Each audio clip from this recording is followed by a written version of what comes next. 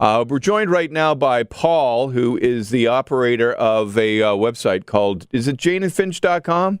That's right, Jane-Finch.com. And Paul, so when you hear a counselor, is Mammoliti the counselor for that area? No. Our counselor in Ward 8 is Anthony Peruzza. Okay, Anthony Peruzza is your counselor. It's not Georgio Mammoliti, but Georgio Mammoliti has talked to a couple of bus drivers, and 80% of the people are avoiding the fare box. Do you think that's accurate?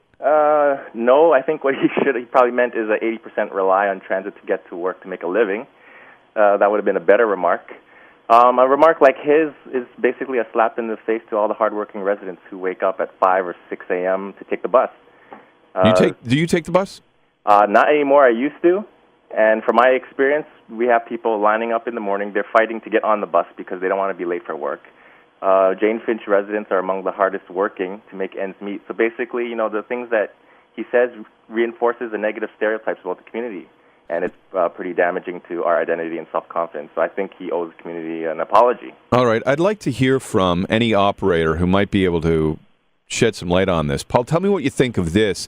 This is an actual operator, a bus operator, who called up our morning show earlier today, and he suggests that it could be true. We are told not to collect fares. I am a driver, and we're told to not get into situations where you could put yourself in harm's way. And do you think Georgio Mammoliti's number is wildly out of whack, or what do you think? In certain communities, absolutely, it's about 80%, sure.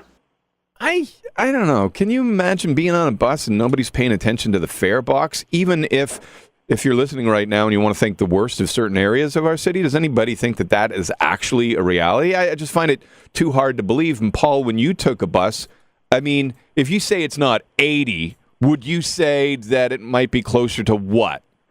Well, I do take the bus from time to time, and in my experience, as a kid growing up and going to school, taking the bus, fare evasion happens once in a while. I've never actually witnessed it, and I would guess maybe 1 out of 100. So, the number is not even close, right?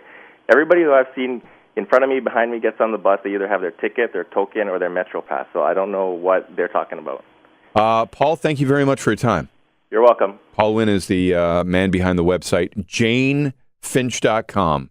Jane-Finch.com. He says that it can't be true.